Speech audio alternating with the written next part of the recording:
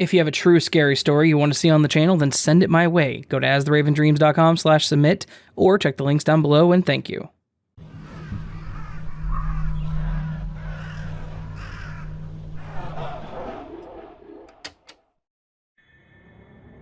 This story happened to me back when I was in college. I would have been around 21, I believe, which means that it would have been around 2010. Back then, I used to be a bit socially awkward. Okay, really socially awkward. And I lived on campus for most of my college career. Because I've always been a bit of a loner and a bit awkward, I've never really been one to make a lot of friends, and until that point, I had only ever had one boyfriend in high school, and we just kind of decided to go our separate ways after dating for half a year. And when I say dating, I mean basically just talking in the hallways a lot. So, yeah. You could say that I was a bit inexperienced when it came to boyfriends and relationships in general. Well, due to this lack of experience, I was a bit desperate, and the minute a guy showed any interest in me, I kind of fell into it. In late 2009, around the end of August, when the fall semester started, I met a guy named Jack. And no, before anyone thinks it is, that's not his real name. Anyways, Jack was a bit of a quiet guy, and seemed like he didn't have many people that he could call friends. Basically the exact kind of person I was.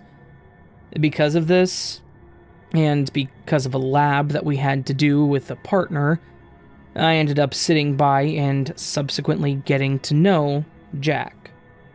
I think the instructor saw that we were both loners and wanted to try and play matchmaker, which I really wish that she hadn't.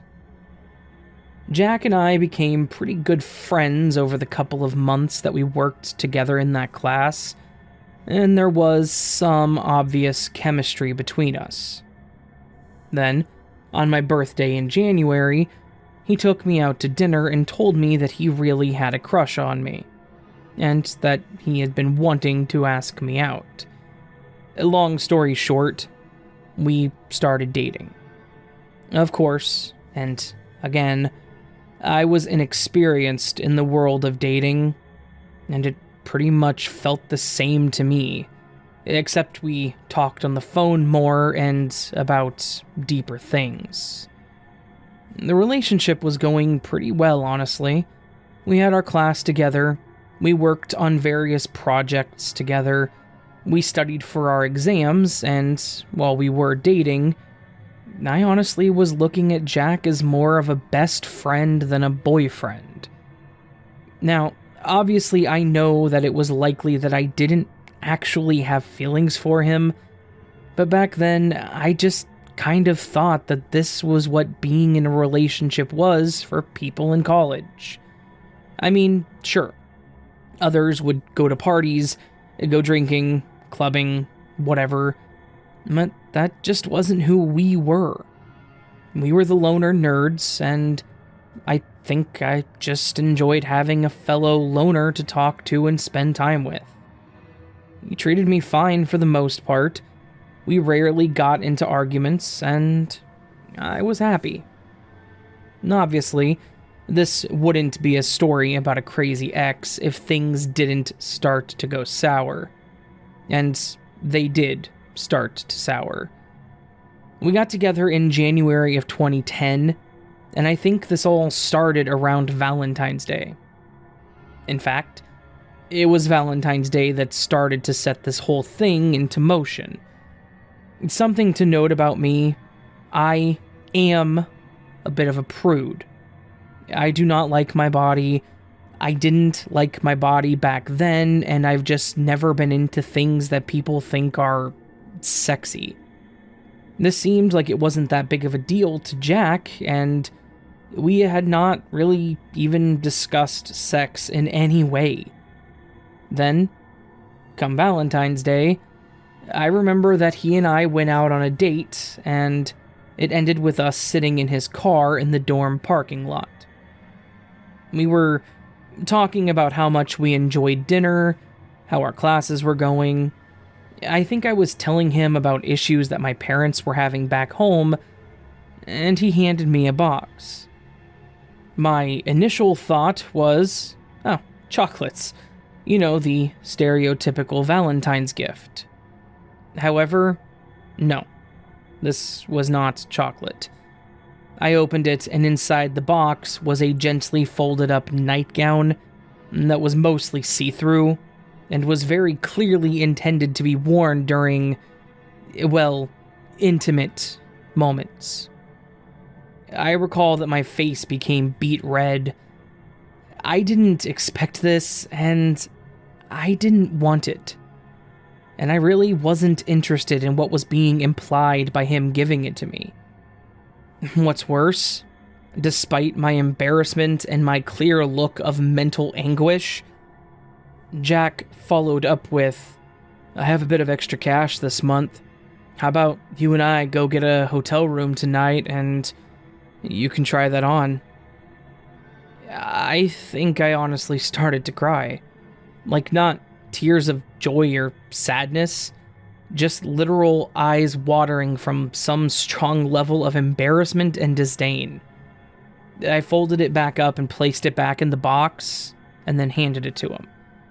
I told him that as much as I really liked him, and as much as I appreciated the thought, I was not ready for this relationship to go to the next level. I remember apologizing over and over again, and just telling him that I wasn't ready. After a few moments and a few heavy sighs, he turned to me and handed the box back. I was a bit upset, but he comforted me with, look, I'm not trying to pressure you. I really do love you, and I want to be with you for the foreseeable future. So, what I want you to do, I want you to keep this, and then, when the day comes that you are ready, it'll be there. That way I don't have to go through the awkward process of returning it, and we can still call it a gift. Is that okay? And, of course, I accepted his proposal. I would keep it, and then it would be there when I was ready. I told him that I didn't know when that would be, and he seemed genuinely okay with it. Everything about his statements, his behavior, his attitude, all of it seemed genuine, and I believed him. This was, unfortunately, where our relationship started to fall apart. We would spend time together, and he would be super clingy. And then, by the end of the night, he would seem like he was super distant. Like the night was great until it was over, and then he would be upset. Hindsight makes it super obvious why, but back then it was just odd behavior. Anytime we would watch a movie that involved anything sexual, he would always get, well, let's just say weird. Then, when nothing sexual happened between us, the next day, he would be super pissed. I would ask him what was wrong, and he would always go off on me over literally nothing. He once yelled at me that I was awake too late after we had spent time together, because I posted a meme on Facebook about an hour after he had left. He seriously exploded because I shared a stupid meme after he had left, and he told me that if he wasn't there at night, he wanted me in bed and asleep. That was actually one of the worst fights, and where the already crumbling relationship seriously took a turn. After that night, when he would come over and we would be together, he would be super controlling, asking me where I was going every time I got up, asking who was texting me, asking what I had done that day and scrutinizing every single thing I said. Then, after he would leave, he would wait about 20 minutes and he would call me. I made the mistake of answering a couple of times. The times I answered, he actually yelled at me for answering, asking why the hell I was still awake. He would text me randomly throughout the day and ask me, more like a demand, that I take a picture of myself and whatever was in front of me. To put it simple, he became ridiculously controlling, and he wanted to know every single detail about everything that I was doing. Again, this was my first relationship with an adult. The first time I had had a boyfriend that I actually spent time with, and I had no idea what the hell I was doing, or supposed to be doing. Then, I actually had an event that gave me a bit of clarity. I was talking to my mother one day, literally talking to her about her going through the divorce with my father, and then he texted me with his, "Hey, I want a picture of you." I think my tone changed and my mom noticed, because she asked me what was wrong. I broke down. Within a few seconds, I went from trying to comfort her to bawling my eyes out and telling her all about Jack and how he was ruining everything. I seriously just let it all come out. She straight out told me to dump him. She told me that she was unhappy in her marriage with my dad, and that's why they were getting a divorce, and that she didn't want me to end up with someone I didn't love or end up unhappy like her. At that point, it just kind of clicked. I had to break up with him for my sake, and I didn't want to end up in a loveless relationship with a man that controlled my every move. That next day, when he came over, I told him that we needed to split up. He was, of course, furious. He started in with anger, then he started threatening to hurt himself, and then he started calling me every expletive that he could think of. Obviously, this hurt, but I let him finish it up, and then I explained to him that I needed some time alone because of my parents getting a divorce, and that the stress of my family breaking up was starting to get to me. Yes, this was a lie, but it was the best that I had. After I said that, he just kind of stood there. Then he said he was sorry and then left. It wasn't quite the amicable breakup that I was hoping for, but it was a breakup, and that's all that mattered. I honestly thought it was over after that. Again, my naivety got the best of me. What I didn't expect was the barrage of calls and texts that followed. Jack would not leave me alone. It would be, "Hey, how are you?" in the morning, and then, "You're such a stupid..." Well, I'm not going to finish what he said, but you can assume. This went on for a week, and then the "you don't know what you're missing out on" texts started, alongside the pictures of his privates. This guy seriously went to full-on creepy in a matter of around 8 days. It's pretty bad when even I could figure out that he wanted to be with me for literally just one thing. And this went on for a couple of weeks, until the final night and the final event between us took place. It happened on the night of my mother's and brother's birthday. They share the same birthday, so we always make it a point to have a family dinner out wherever they choose. We were out enjoying ourselves and having a great time at dinner, when out of nowhere, Jack seriously walks into the restaurant. I saw him walk in, and I saw him tell the waiter that he was with our party. He walked right over to the table, and he put his hands on my shoulders and squeezed, and then started to say hi to my mother, with the fakest voice I had ever heard. The tension at that table was immediate. My mom had never seen him, but it was obvious who he was. What's worse, he had the audacity to angrily ask who the hell the guy at the table with us was. I said it was my brother, and then said that he needed to leave. My brother asked me if he needed to take care of this guy.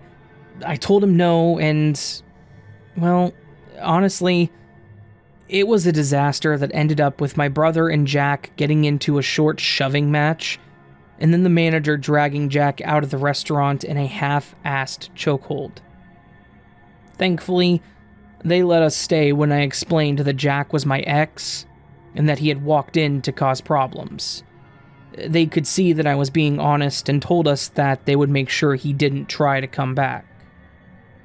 After we ate, and after the embarrassment had worn off, we walked outside to go our separate ways. We were standing by my mother's car and talking when, almost out of nowhere, a crappy black Corolla guns it through the lot straight at us. My brother noticed it and was able to yell, and we all got out of the way. My mom's car wasn't so lucky. As you can probably assume, this Corolla belonged to Jack. He had just committed attempted murder with his vehicle. He then backed up and tried to go as hard as he could in the direction that I ran, smacking into another car, and then he pulled away and took off. If I may say, this all sucked. My mom's car was seriously damaged. Another random person's car was hit, and the back end was smashed in. And all of this was because of this jackass that I had decided to date for a couple months. We called the cops. We talked to management so we could find the person that owned the car that got hit. This whole thing was a disaster. I explained to the police everything that I had gone through with this guy. I told them all the things he had sent me, and they said they would be on the lookout for him. But at this point, just had to consider this a hit and run. That night, my brother and I actually stayed at my mom's place. I was not going back somewhere where he could have access to me. About an hour or two after we had gotten back to my mom's place, Jack actually called me. I was enraged, so I answered him. I asked him what the hell was wrong with me, and probably had a few other choice words. That sick POS seriously responded with, "I just want you to know that I have never been as aroused as I was when I tried to kill you. Seeing that terrified look on your face, it turned me on more than anything. And I can't wait to see the look on your face tomorrow in class." Then he hung up. Needless to say, I immediately called the police and informed them of what he had said. They updated the information and considered his "in class tomorrow" comment a clear and present threat of danger, which apparently accusing someone of attempted vehicular homicide isn't. The story pretty much ends here, with Jack being arrested, expelled, charged with several different things, and then thrown in prison for a few years. This was about 11 years ago, and I know for a fact that he is out now. But thankfully, he hasn't reached out to me or attempted to contact me in any way. I'm not gonna lie, he is the one person out there that actually scares the hell out of me. Mostly because he went from nice guy to attempted murder within a couple weeks because I wouldn't sleep with him. So, Jack, the worst boyfriend that I ever had, and the man that I wish I would have never met in college, let's never meet again. And also, screw you for wrecking my mom's car like that. She seriously loved her Yaris, and hasn't found one in that same color blue since.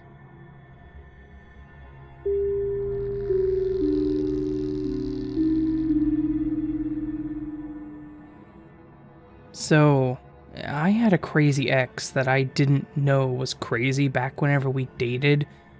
In fact, he seemed pretty normal back then.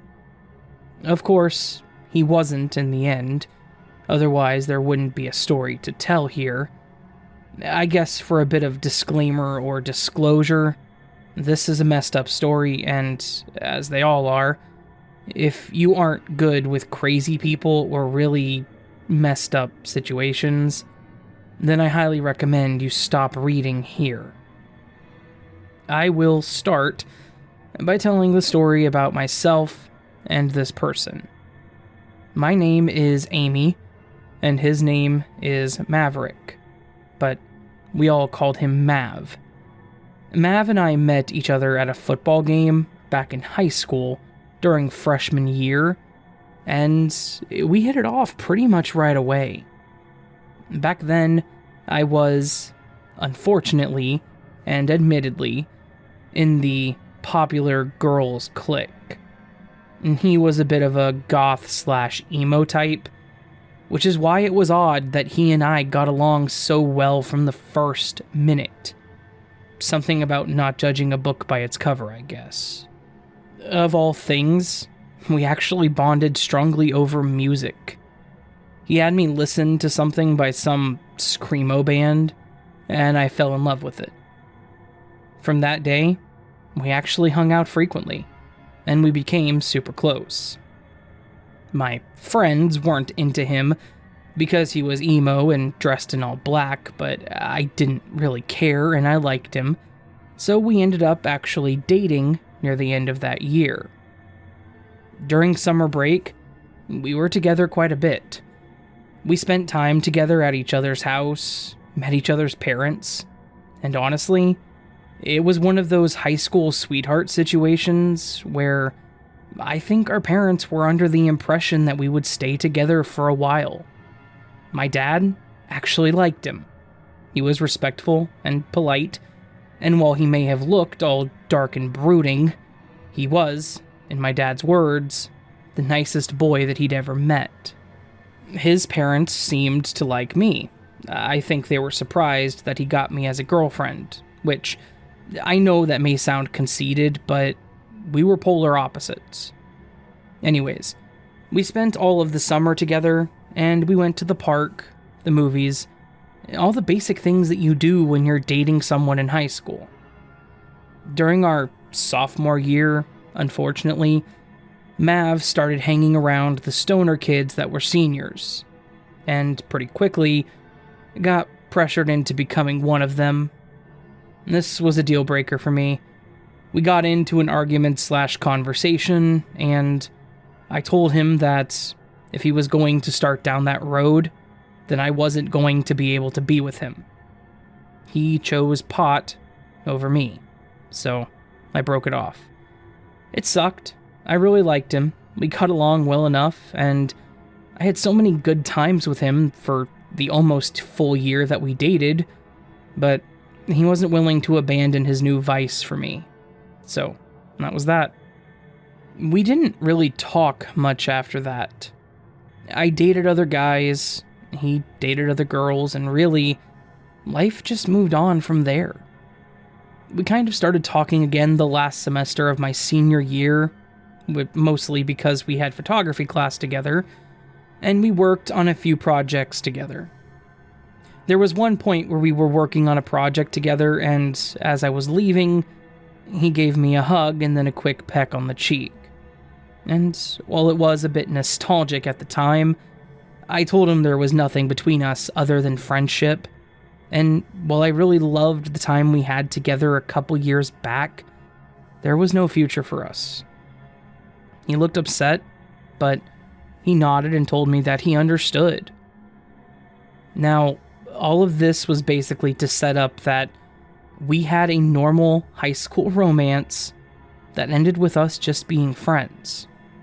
There was nothing else there, and I thought that was that. I was, Apparently, wrong. After high school, he moved out of state with his parents, and I stayed close to home and went into nursing for college and then got a job.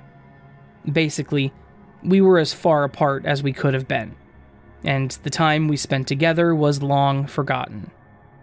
Then, out of nowhere, I get a friend request on Facebook from Maverick.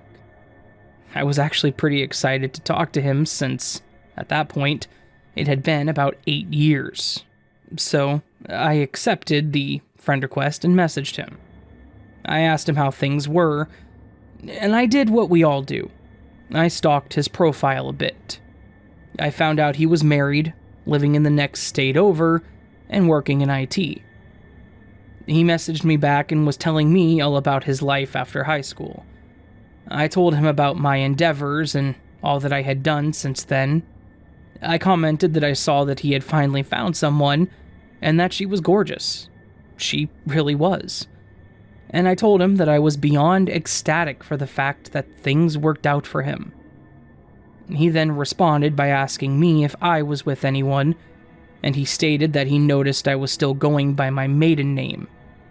I informed him that I was not with anyone, that my last relationship ended a bit abruptly, and that I was pretty happy with my life and wasn't in any rush to get with anyone new. Then, he told me that he and his wife were actually moving back to our hometown for a job, and that he wanted to get together when he was here. I was a bit hesitant at first, but honestly was also excited to see him and to catch up more. We agreed that when he moved back to town, we would hang out and get coffee or something and just spend some time reminiscing about high school. The next day, I got a text from one of my friends mentioning that they got a friend request from Mav and that I should be careful, which was incredibly strange. I messaged her back and I asked her why I should be careful. She asked if I had forgotten how crazy he was. I was completely taken aback. I had no clue what she was talking about. So I called her and I asked her to explain. She started talking to me about him and how he was absolutely obsessed with me back in high school. She said that I was the only thing he ever talked about with his friends, and that he had pictures of me taped to his wall, and that his freaky obsession was the reason that he couldn't hold down a relationship.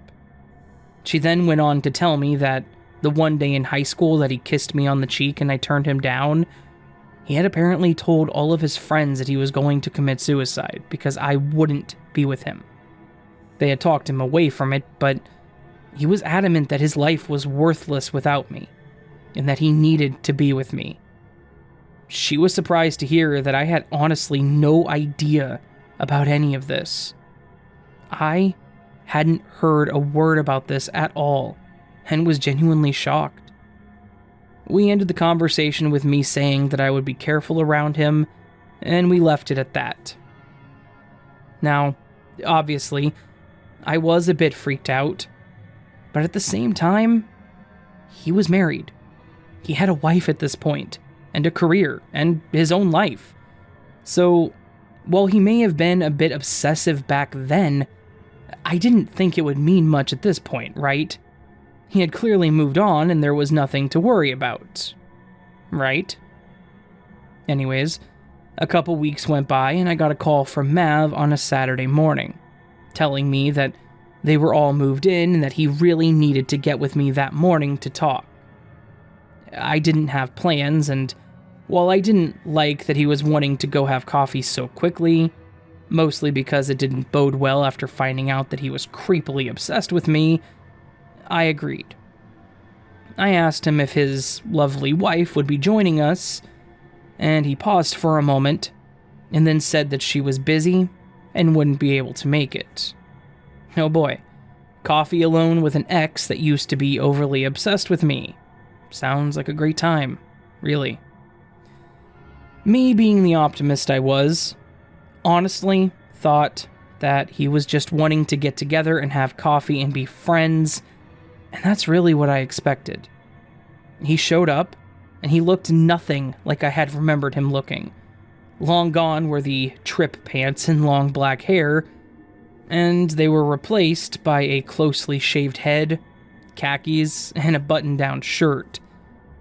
I mentioned to him that he looked nice, and that it was a bit strange to see him wearing anything other than black. He laughed, and then looked me dead in the eyes and said, "Do you really like it? If you don't, I can go change. I brought some of my clothes from high school that still fit me, just in case you wanted me to wear those." I chuckled, thinking that it was a joke, but he didn't change his expression at all. I immediately changed the subject, and I asked him about his wife and his job. He quickly started dodging the questions and then started asking me about myself, what I had been up to since high school, had I been with many guys, which was way too personal, did I have any kids yet, just a barrage of really strange and personal questions, including some that were incredibly inappropriate for coffee shop conversations. Then, out of nowhere, he asked if he could come back with me to my place. I was legit shocked by this. I shook my head and said that I had apparently made a huge mistake, thinking that he just wanted to chat and didn't want anything more out of this. I told him his behavior was disgusting, and doubly so as a married man. I told him that I wouldn't go tell his wife about how he had acted, but that he really needed to sit down with her and have a conversation about them and their future, because he clearly wasn't willing to remain faithful. He did not like this. He seriously started screaming at me about how I ruined his life and how I was meant to be his. He was yelling at the top of his lungs, mind you, in the middle of a Starbucks, about how I needed to be with him and how he and I were soulmates, destined to be together for the rest of our lives. Long story cut a bit shorter on this one. They called the cops on him because of how aggressive he was getting with his screaming and berating. They showed up, and he was still screaming, and then he turned his aggression on them. Thankfully, they had tasers, and they dropped him without any hesitation, and then hauled him away. And, while this was the last time that he and I spoke, it wasn't the end of this situation. I actually got called down to the station the next day to talk with the police about what had happened. Honestly, I thought they were just going to have me confirm that he made a scene and tell them what was going on. But no, there was a lot more to it. They did ask me what was going on, and they were asking if he and I were in a relationship. Then they asked if we had made any sort of plans to be together. I laughed and told them no, that we were just old high school friends and that this was literally us getting together for coffee and to catch up. And then, the bombshell. They said that after the whole event went down, they actually searched his car. They did so, and were allowed to do so, because, in plain view, there was a change of clothing covered in blood. There was also a rather large knife, also covered in blood, and various items that could be used to bind someone. They said they had spoken to him about it, and he was incredibly direct and honest with them. He told them that he had killed his wife. He literally slit her throat and left her bleeding in their home, and he had left the murder weapon and bloody clothing in the passenger seat. He told them that he and I met there because we were going to run away together and start a new life, and that I was in on it because I agreed to get with him. I thought when he said he wanted us to get together, he meant as friends for coffee. He thought I had agreed to spend the rest of my life with him on the run after he had murdered his wife. I spent a lot of time with the police, explaining my place in this. I showed them all of our texts, the Facebook messages. They asked about what we talked about when he had called me that morning, and I explained it was just him saying that we could meet that day. I feel like there was a bit of suspicion on me because of what he had been telling them, but they eventually were satisfied that I had nothing to do with it, and they decided to leave me alone. He, on the other hand, got charged with murder, and they decided to throw on a conspiracy to commit kidnapping charge because of the rope and duct tape, which tells me they had enough reason to believe he was going to try to take me forcefully. So, that's my story about my creepy ex, Maverick. That was also a homicidal maniac and then was, unbeknownst to me, obsessed with me all throughout high school and apparently after. Final note, ladies, listen to your friends if they tell you someone is a creep, especially if they then tell you a bunch of things you didn't know. And Mav, I hope you and I never cross paths again, and I really hope that your wife is able to rest in peace. You disgusting bastard.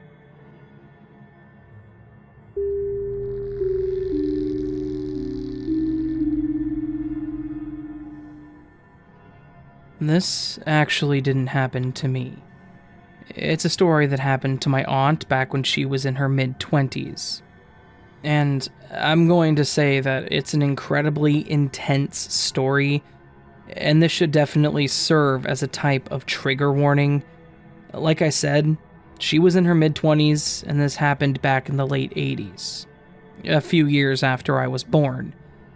Unfortunately, all of this has been told to me as I was just a baby when it happened, so I may miss some of the details, but I don't think it diminishes the overall story.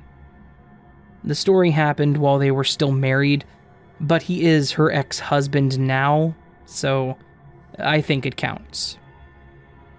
My aunt and uncle met back whenever they were in high school, and they became a couple back when they were about 18.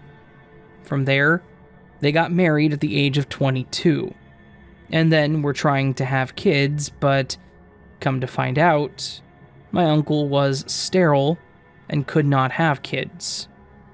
From what I've been told, this caused problems between them, and they were on the edge of divorce, but decided to go into counseling to try and fix it.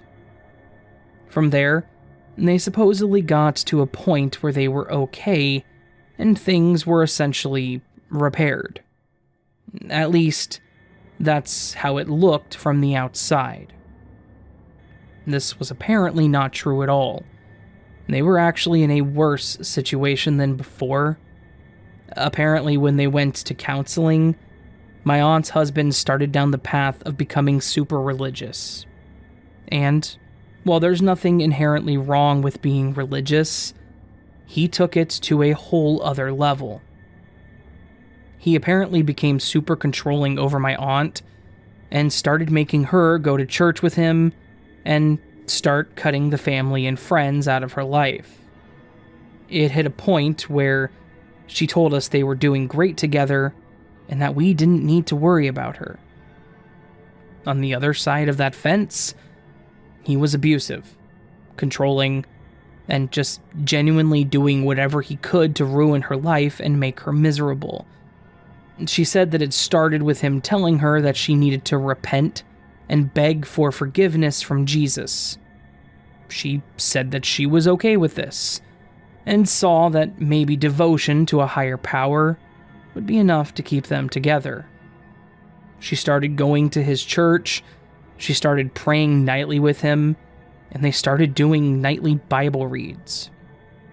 Slowly, that controlling behavior started digging in.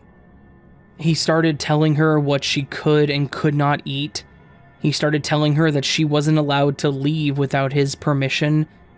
After a while, he even started controlling the music that she could listen to and what TV shows she could watch. Basically anything that was violent, sexual, or had inappropriate language was strictly prohibited from their house. Her husband literally hit a point where he was treating her like a child and running every single minute of her life. And this would be bad enough, but things actually started getting worse with him. After he was at a point where controlling her wasn't enough, he started physically abusing her when she got out of line. All the while, he would be citing biblical scripture to her about things that were barely relevant. The big thing that happened between them actually happened about a year into all this. My aunt had managed to get away from him for a little while, I have no idea how, and spoke with a lawyer. She was able to get the paperwork started for them to get a divorce, and she brought it home to him. And then she told him that she wanted out of their relationship. While I commend her for being bold and standing up to him in this situation, it's not typically something that goes well when dealing with an abuser. And this did not go well. As soon as my aunt started talking about divorce, he started screaming at her about the sanctity of marriage and yelling about how her asking for a divorce was a literal slap in the face of Jesus. She told him that his abusive behavior was the exact opposite of what a true follower of his religion should have been doing, and then he went berserk. He went off on her, asking how she could dare to call him a blasphemer. At that point, he snapped. He started saying something about how she was possessed by Satan. He started telling her that the devil was using her to attack him, and her inability to have a child, even though it was him that was sterile, was proof that she was nothing more than a puppet for the demons. He then grabbed a knife and told her that he had no choice but to kill her in order to prove his love to God. That night, that man stabbed my aunt 7 times. He used a kitchen knife and stabbed her over and over until he was sure that she was dead, and then he left her to bleed out. Fortunately, my aunt was way more of a fighter than he anticipated, and she had managed to actually survive the attack. She managed to knock the phone off the base that was in the kitchen, and she dialed 911, and by some modern medical miracle, she made it through. As for him, the cops actually arrested him in a church. Apparently, after attempting to murder his wife with multiple stab wounds and thinking that he has succeeded, he drove to the church that they attended, covered in blood, and asked the priest to say a prayer for him. Instead of sitting and praying with him, he called the cops.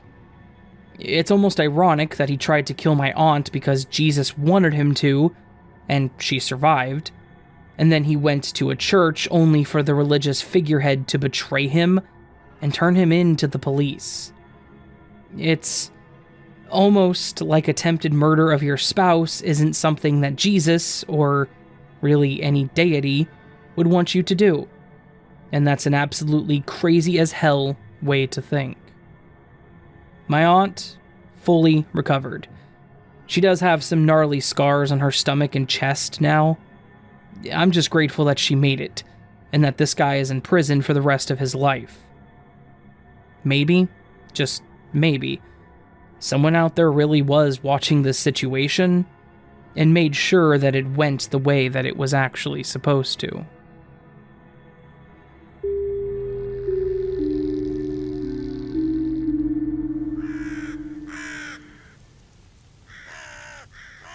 So that was a collection of 3 stories, all about horrifying stories with exes, or soon-to-be exes with the last one. I know that one's kind of an out-of-the-side story, but it counts because she wanted a divorce, right? So technically it was like he was her ex anyways. Thank you to everyone who lets me use their stories, and anyone who submits a story to me. As always, it is greatly appreciated, and because of you all, I can keep doing this. So, If you got a story, send it my way. I said that at the beginning, I'm not going to say it again. If you liked the video, hit that thumbs up button. If you want more, leave me a comment telling me how much more you want. Or something. You can also subscribe to the channel if you're new and hit that bell icon for notifications to be notified whenever I upload a new video. Though at this point you probably know my schedule. It's pretty consistent. Anyways, my lovely friends, I hope you all have a beautiful day. I hope that I will see you next time. The AC is working now, by the way. It's all installed, done, and working perfectly. So, it's actually comfortable in here, and hopefully I can keep recording and be happy. I like recording. I like being happy. I like this. This is my happy place. I love you. And, sleep well.